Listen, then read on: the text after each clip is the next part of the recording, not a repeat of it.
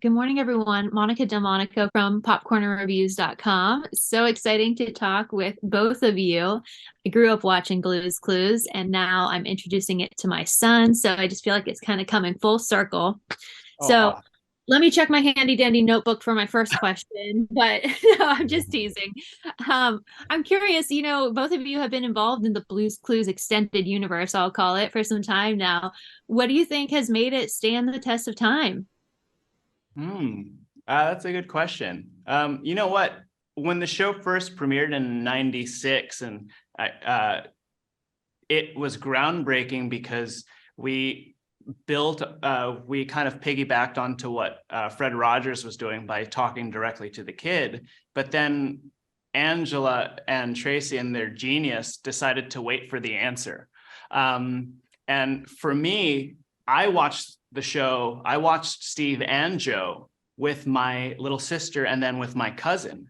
And I recognize how important that was, to be taken seriously and to be listened to as a child, and to be listened to by an adult. That was extremely impactful for me growing up. And I think that has a lot to do with it. Aside from the fact that our show is so fun, we have amazing music, the scripts are incredible. And whenever I get to work with Donovan and Steve, that is just magic. It's just so fun. I would completely agree. Yeah, the connection between the audience and the Josh right now, or us, the guys, it's that's something you don't really find a lot of places, and I think that's probably one of the biggest reasons that it still resonates, because there's no substitute for listening. Yeah, great. Donovan, when you heard they wanted you and Steve to come back for 25th anniversary celebration, did you ever see that coming or were you surprised? I know that they had talked about trying to get this happen. I know Angela and Tracy tried basically to get a movie going for a while, and hearing that it was going to take place in New York City, like, I was stoked. It's so cool. I was like, okay, first of all, I want to know how is this going to happen, and then I just want to be there. I just want to watch it. So yeah, it was tons of fun. I was very, very excited. And then you just get to see, there's so much stuff Josh gets to do in this movie that you just, for logistical reasons, and sometimes it's just spatial reasons, that you can't do on the television show. This is like Josh uncorked. It's amazing. It's so cool to watch. So yeah, Piggyback. so I'm so sorry. Steve and Donovan are incredible in this. I want to see Steve and Donovan in everything. They're so funny. Speaking of uncorked, you're going to see them in this movie like you've never seen them before on the show. And it's just a joy, not just for the kids, but for parents and for anyone that isn't a kid. You will have a good time seeing this movie. And a lot of that is because of Steve and Joe. I just oh, finished watching it and I was laughing out loud, especially at those parts, especially, all of kind of the references back to the original shows. It was so fun. So definitely achieved that.